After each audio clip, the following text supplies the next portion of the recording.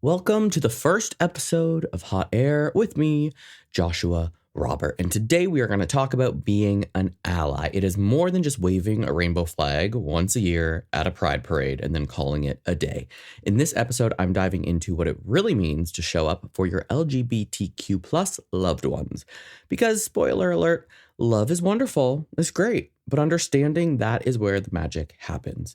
I'm going to be sharing how I've navigated conversations with my own family and friends and the moments that made me realize, sure, they love me, but there's definitely room for improvement. And lucky for you, I'm not doing this alone. I am joined by one of my oldest friends who is basically the Beyoncé of Allyship, and she's got a lot of wise words to share.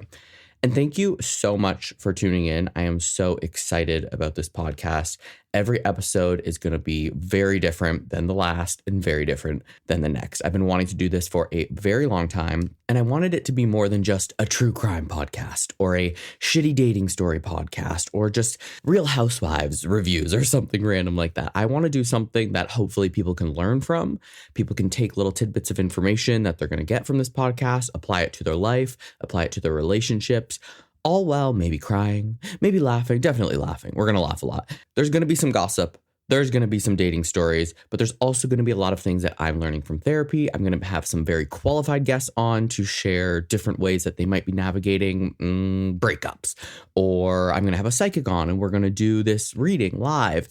And all of these really fun things that I have planned that I think are going to set Hot Air apart and hopefully one person at a time start to help us all learn new things from each other and grow. So without further ado, let us begin.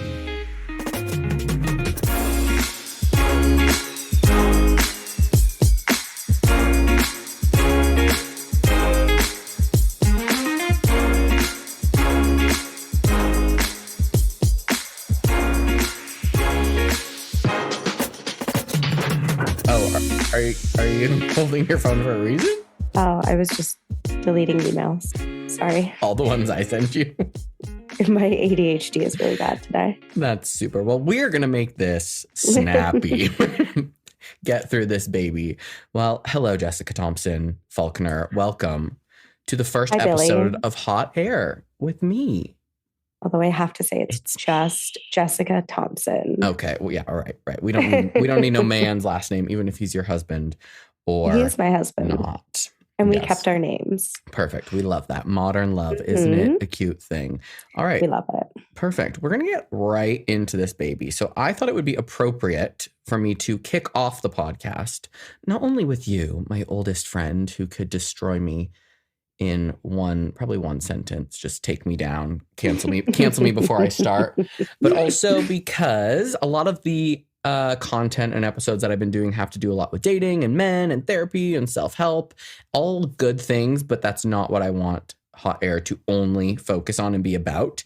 And the more I thought about it, the reason I started therapy and started my healing journey almost a year ago was because of family members and friends that I did not feel were supporting me as a proper ally to the LGBTQ plus community could, and how I believe they should. And looking back on that, I was like, that's why I started this healing journey, which kind of led me to this podcast. So that kind of makes sense for me to begin it here, but also because you are an ally to every marginalized group that is not a straight white man. Are you not? I try my very best. It is continually a work in progress being an ally. Right. So this episode is basically for anyone who is in need of maybe stepping outside of their bubble and figuring out what it is like to learn what it is like to not be a straight white man. Or perhaps you have someone that could benefit from some of the things we're going to talk about and the lessons that we are going to share on this fine episode of Hot Air. And I like to start, as I've noticed, I mean, this is the first episode, so listeners aren't going to know, but I've been incorporating a lot of little personal stories to kind of hint on why I feel like I'm qualified in my life experiences to talk about these topics. So we love a story time. We love story time, but I'm going to preface these stories with saying I'm sharing these because I cannot be the only person who has had these experiences with family members and or friends, but it's also an opportunity to learn what might be and might not be appropriate and what might be offensive to your gay son. So first little story, which kind of led me to the creation of this episode, which you know the story, but feel free to react as though you've never heard it in your life and you're absolutely shocked. Okay. This is brand new information. Never been told. So I was in New York a few years ago, 2 or 3 years ago, with my mom and my aunts, and we were all hanging around in our hotel room. TV was on. There were some commercials playing, and we weren't even talking about anything in relation to this, but out of nowhere, I can't remember if it was my aunt or my mom who said it, but all of them were in agreement, and they were all on the same page in terms of what my mother, I'm going to say it was my mom. I'm pretty sure it was my mom. She said, have you noticed how on commercials nowadays, it's always a gay couple or a mixed race couple? It's never just like a straight white couple anymore, which is like the opposite of what you want to hear your mom say as a gay son, but also my sister is married to a guy from Japan. We have mixed race lesbian couples in our family, and it's not what I would anticipate my mom or my aunts to say or comment on and then be in agreement on, but it's also the way the world is now. And in that moment, I was just like, these bitches don't know anything.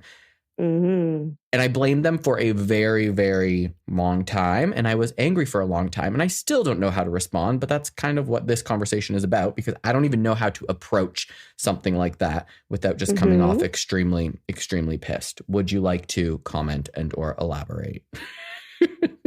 I have a lot of thoughts, but I'm going to let you finish your story first. Okay. Well, that's story number 1.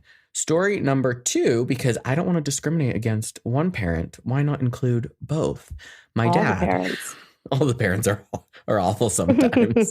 My dad was visiting, and we bebopped around California, Big Bear, Palm Springs, everywhere. When we were in Palm Springs, anyone who doesn't know, it's a very gay-heavy community. A lot of old, rich gays settle there. So dream one day. And we were at this predominantly gay hotel, which I did not know it was predominantly gay. I had no idea there was going to be a drag show in the lobby that my dad and I would be attending later. But him and I were having a great time. Of course, any extended period of time you spend with your parents, you do find yourself irritated at some point. But I was really just reeling in any of my impatience. I was just being a cool son. And this guy walked into the bar at the hotel. And there was there was a few people in the bar. The guy was wearing jeans, a white tank top, a tutu, and a tiara. And my back was to him. And my dad goes, "What's up with Buddy over there?" And I turn around and I see the guy in the tutu, tiara, jeans, and tank top. And for me seeing that, I'm just like, what does he mean? Like, what Buddy? Like, what are you talking about? But when I realized my dad was basically commenting and or discriminating against this man who had been dressed differently than you might see in the outskirts of Toronto where my parents live, that threw off the entire rest of the trip for me. I was so frustrated and so irritated. And at one point, I was trying to educate him about a few things because my sister's boyfriend is Black and I'm gay. Hello, obviously. How many times can I say that in the first 5 minutes of a podcast episode? I'm a homosexual.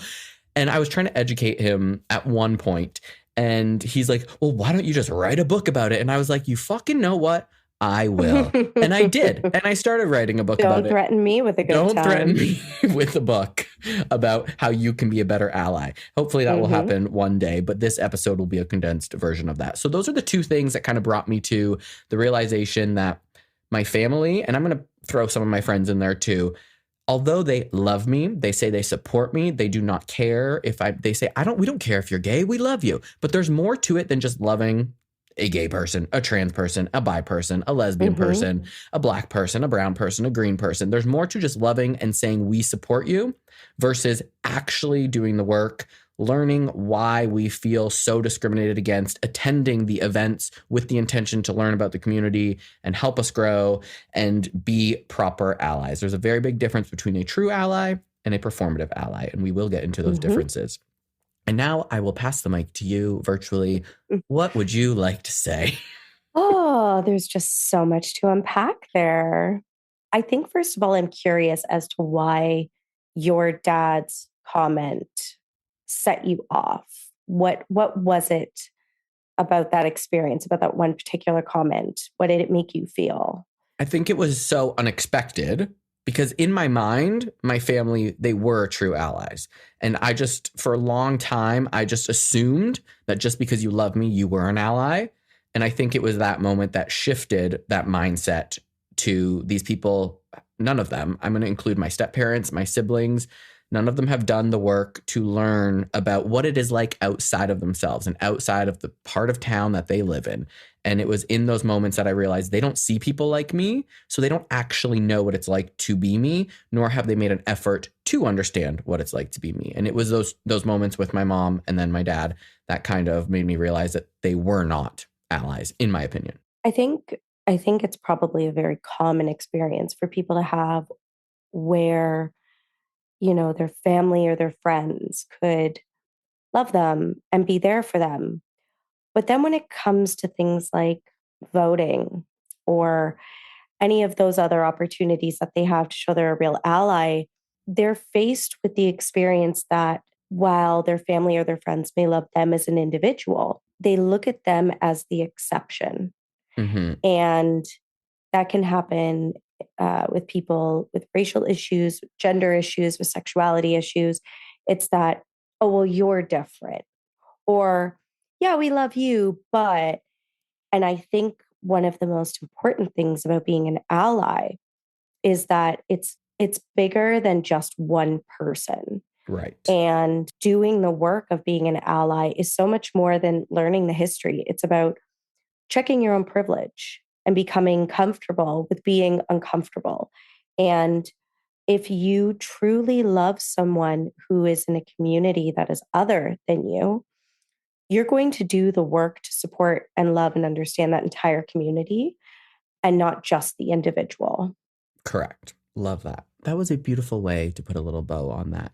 And since you did such a great job, we're going to transition, good choice of words, to true allyship versus performative allyship, because I love a definition. And I think that's the simplest way to show people, your family or friends, be like, here is the definition of what you're doing versus what you could be doing. So a true ally, genuine support and advocacy for marginalized communities through consistent, meaningful actions.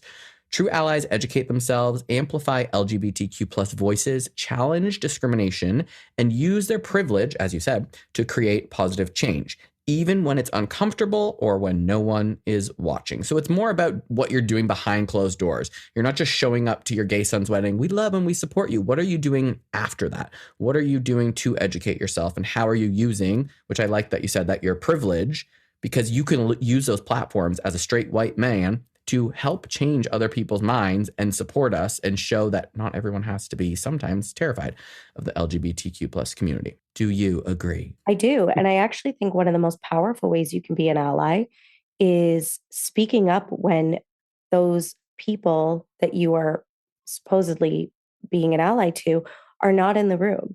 It's challenging people when they say things or do things that are contradictory to what you say your beliefs are. If I'm in a room with a bunch of people and someone makes a homophobic joke, I'm going to call them out, regardless of whether someone queer is in the room or not, because that is the work. That is my responsibility to do as someone with privilege, because somebody who's queer may not feel comfortable addressing that in the moment. So that is a very important part of being an ally. Right. And that's the opposite would be being a performative ally, which is surface level support that is more about appearing progressive than driving real change. Performative allies may post on social media during Pride Month, but fail to support the LGBTQ plus community people in their personal lives or challenge harmful policies.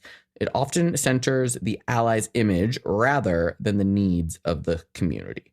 So a great example of that is one of my sisters, her boyfriend's friend was talking shit about the gays. And it was very clear to her that he did not like the gays.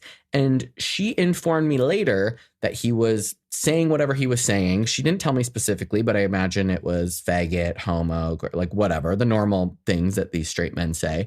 But she did not speak up. She did not stand up for me. And she told me she didn't say anything. I asked her, what did you do? She's like, well, I don't know. I just didn't know what to say, because she has not done the work in order to know that being a proper ally, a true ally, would require you to stand up and be like, my brother is gay. And I find that extremely rude. And she could use the education that she has. She's very smart and she's very educated on LGBTQ issues, which is why I find it so interesting that she didn't stand up for me in that moment. But I mean, I don't even know what I said after that. Like, I don't even know. The whole point of this is that I wouldn't even know how to approach telling her that I was upset about that. That it's like, you need to do better and support your fucking brother. Because I would stand up for her. I have, when a guy came up to her and was grinding on her at the club. 5'7" me pushed the fucker off and like went ape shit. And I was like, I will beat the living shit out of you, because he was molesting my sister at a nightclub. It was wild in Hollywood. And I will stand up for her. But why is it so difficult? And this is a question I guess I can pose to you. Why is it so difficult for people like her to just stand up and say, what you're saying is wrong? I find it rude. And you're a cunt.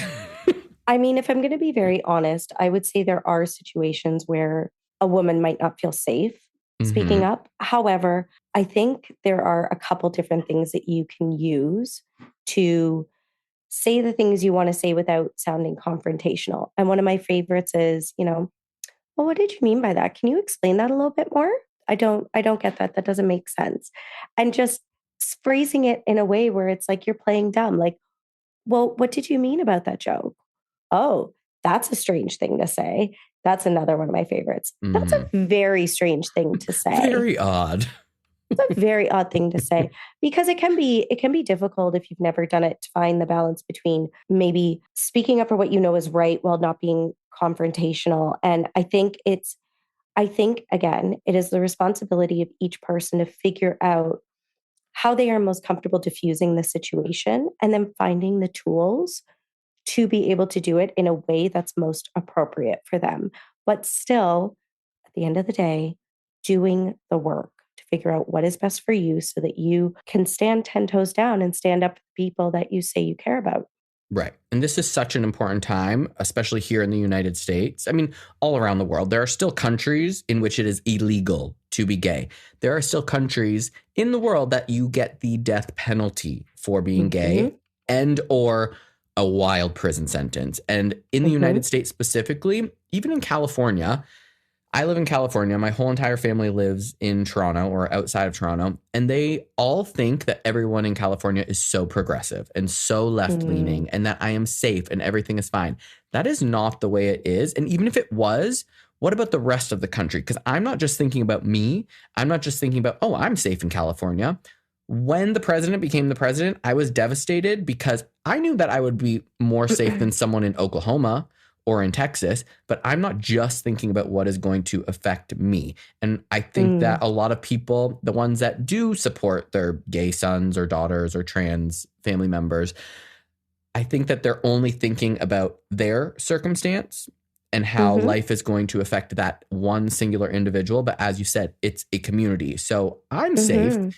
And my family, until I told them I'm not safe. People drive down the street, yell faggot out the window. They drive down the street with their trucks and their Trump flags. They specifically target the community that I live in with swastika spray painting on the rainbow fence down the road. Like, there were windows that were shot out in different shops because it is the gay neighborhood and it's targeted. But it's so hard for them to understand and comprehend that. Although I am safer than if I lived in Texas, I'm worried about the gays that live in Texas. It stresses me out. I cry over it. It's like a terrifying time for other people that are like me. And that is hard for people to grasp and understand that are not gay, that have not done the work. Well, and I think it just goes back to a certain sense of privilege. It's, and I don't mean privilege necessarily in a good way. I mean, people who have been privileged to have not been forced to think about other people in relation to themselves. Oh, that could be happening over here, but it's not happening to me. So I'm not concerned.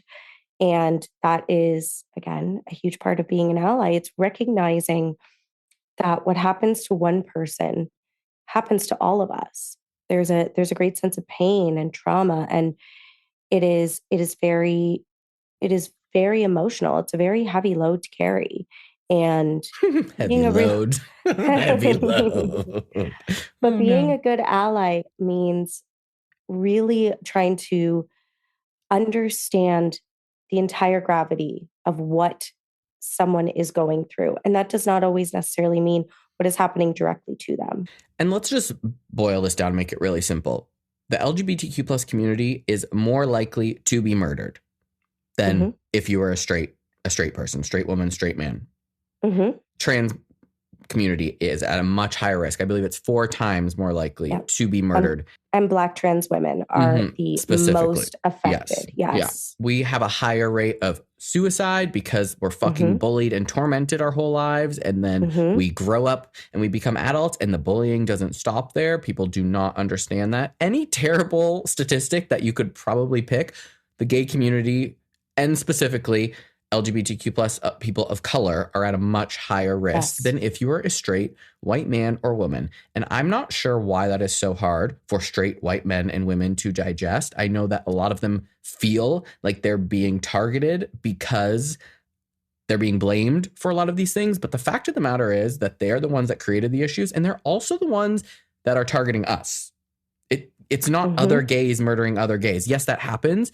But other gays are not performing hate crimes against other gays. Like it's a straight man driving a Trump truck down the street, yelling shit out the window and then doing Lord knows what else. I feel like, does that ring true? I would go one step further.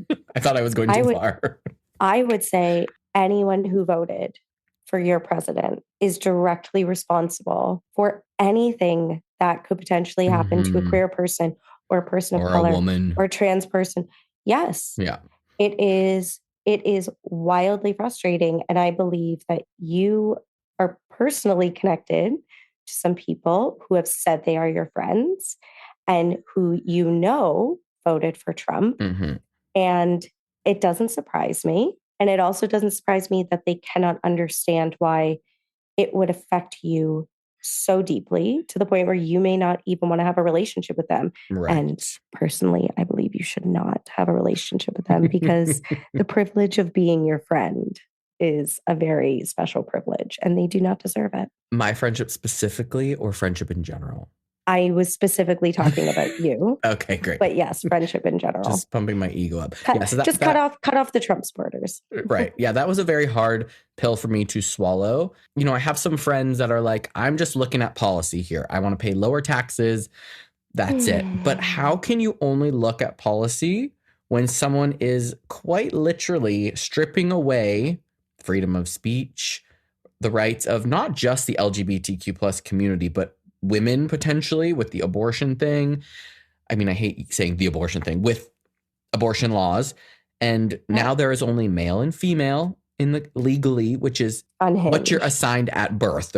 If you were assigned male at birth or female at birth, that's what your fucking ID says now. So you are no longer considered legally trans in the eye of the law, which is mind-boggling. Insanely harmful. That has made it very challenging for me to be around people that voted for him. And I personally would rather pay twice as much in taxes and just have equal rights and equal opportunity for the people on the planet. Canada. Oh, it's too cold. But it's not looking like such a terrible idea. It's only going to get worse. That's the thing. And I'm sure there will be a follow-up episode on all the fucking insane things that will be happening to the LGBTQ plus community. I'm scared for Pride Month. And this is not that far away. It's June, is it not? Pride Month is June. Girl. Right? Robert. It is June, right?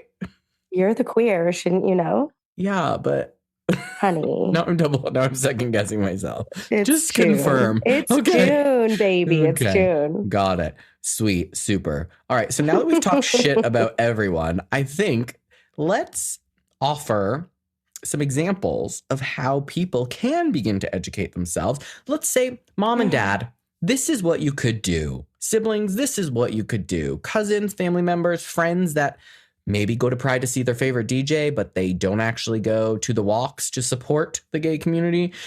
These are some things that you could do. And I love to say that if you want to learn how to bake a fucking cake, guess what you do? You fucking Google it, okay? You pick up your phone or your computer and you Google it. Google is free. Anytime you want to learn how to do something, if the battery on your computer fucking dies and you got to replace it, you Google it. YouTube University is my go-to for everything. Not if your computer is dead.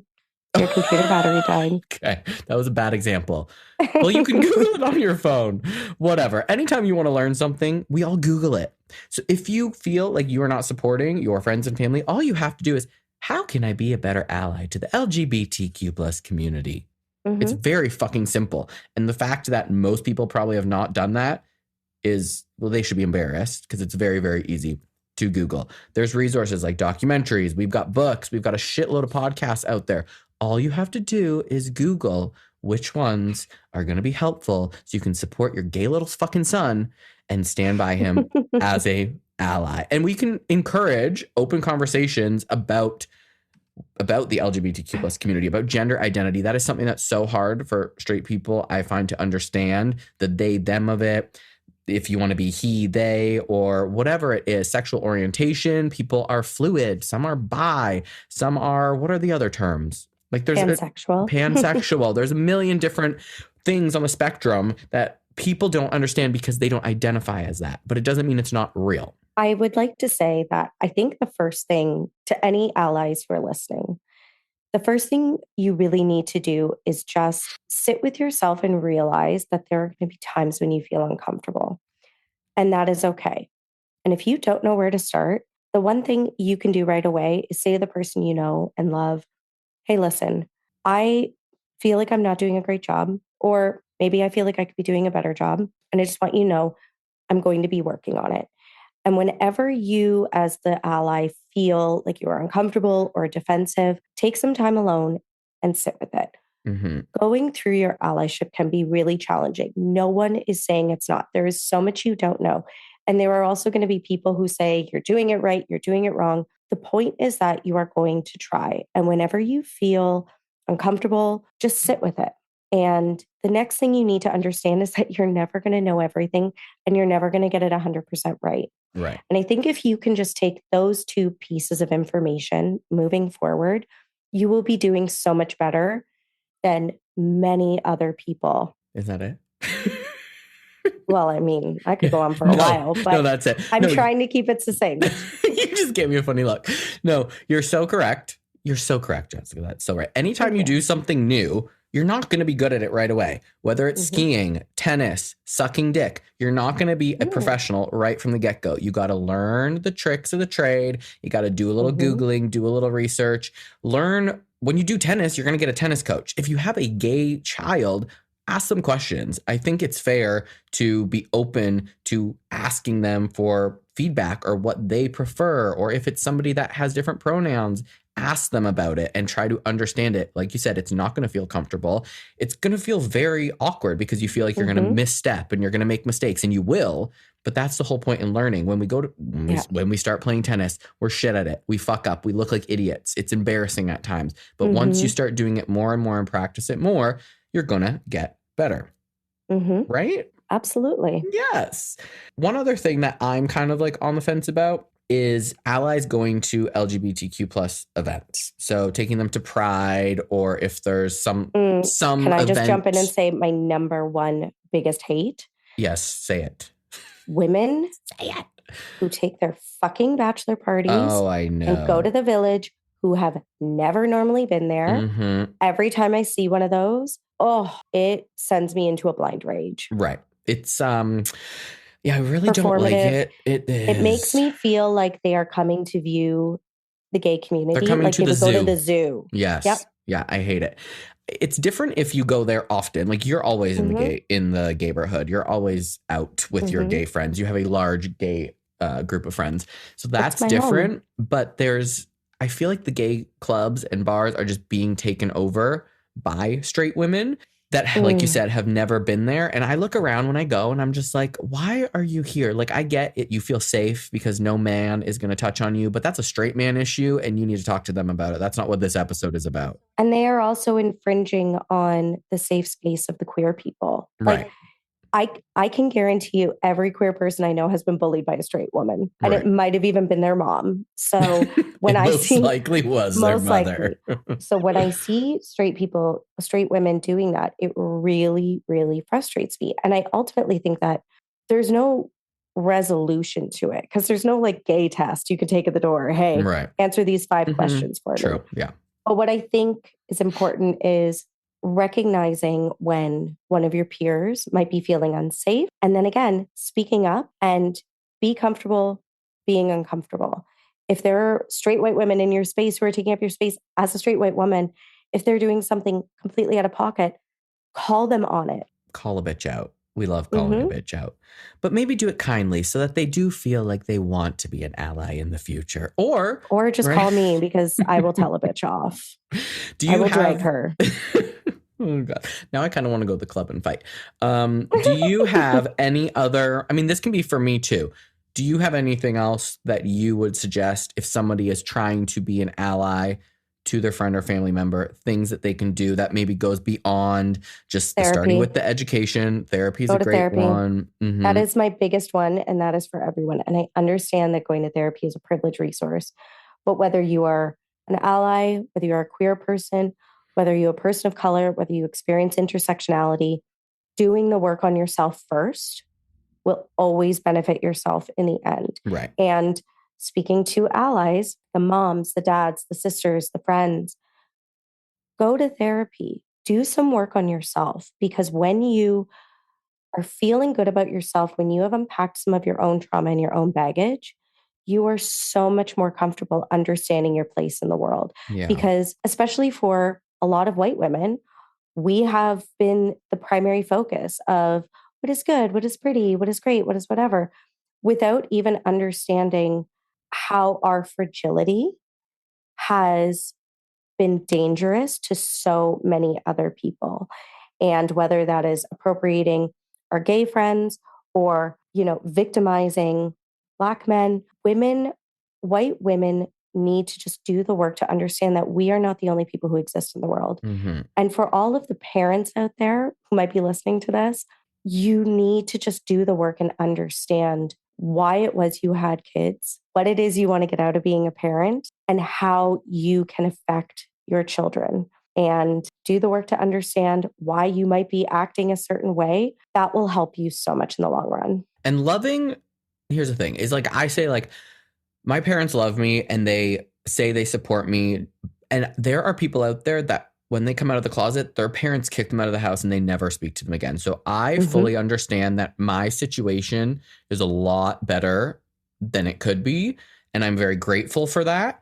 But that doesn't just give everyone an automatic pass and an automatic, oh, you're an ally badge because they love me. I love that they love me. That's so nice. But there's so much more to it. And in retrospect, I could have picked up Google. I know you probably have a different perspective on this, but I could have Googled when I realized it hurt me that my family and friends were not being allies. I could have Googled how to communicate with your mom when you feel like she's not supporting you as a gay son, or vice versa with my dad. I'm okay with that. I know by the look on your face, because I can see you that I shouldn't have to continue to do the work. And you know that I feel like I'm always the one that is doing and it's not reciprocated. But I still don't know how to approach them and be like, listen, I feel like you are not being an ally to my community. I feel like you have a very skewed concept of what it's like to be gay out here. I think that you think it's all butterflies and roses here in California. And it's not just about California. It's about the world as a whole and the community as a whole. Like, I still don't necessarily know how to communicate that with them, but I also don't think that they would know, because they are not seeing this day to day. And unless I tell somebody, like, unless you tell someone you're mad at them or you tell someone they hurt your feelings, sometimes people are so fucking out of it, they're not even going to know. So I am of the opinion, and you can say your opinion, I am of the opinion that it is okay to express to your friends and family, like, I don't feel like you're supporting me. Even though you love me, I don't think you're doing as much as you could to be a better ally. I absolutely agree with you on that. I think that everyone should feel the safety in their relationships where they can call someone out and say, hey, I don't think this is right. I don't think this is appropriate. I think you need to do more. But. And no but. No but. There is an and. And for all the queer people who are listening, a friendly reminder that regardless of whether you feel like you are able to communicate that with your parents or not, you are the child and they are the parent, and they owe you the responsibility of being kind and a good parent. And if you are not experiencing that, I am really sorry for you. And if you also have the strength to be able to tell people that, absolutely speak up. Never be afraid to lose a friend or something over the fact that you think that they are not providing a healthy support for you. And if you do lose them, then they weren't a friend to begin with, because you should be able to express your feelings to your friends and family members. Just make sure you have a good support system in place. I love that. So basically what we're saying is go to Google, find the books, go to therapy, find the podcast, just take one step at a time, and don't be afraid if you are trying to be an ally to have and ask questions, have honest conversations with the person that you know and love from the LGBTQ plus community. And if you are part of that community and you feel misunderstood or like you're not being heard by your friends and family, it should be okay, I think, to express that to them so that you can work together to be better. And also, just because your parents love you and you don't think that they're a great ally doesn't mean that that's good enough. Remember that you are one person and you deserve to be loved, but they also have a responsibility to love your entire community, which is a part of you. So just like in your specific situation, yeah, your parents do love you, but what they're doing, what your family is doing, isn't always good enough. And it's okay to challenge them on that. And it's okay to not just accept the bare minimum, because everyone deserves the most amount of love and the most amount of respect. Yeah, read a book straight. Get your shit together. Listen to this podcast. Educate yourselves. We should just all just be nice to each other. Wouldn't that be cool? Wouldn't that be great? Before the world fucking implodes on itself.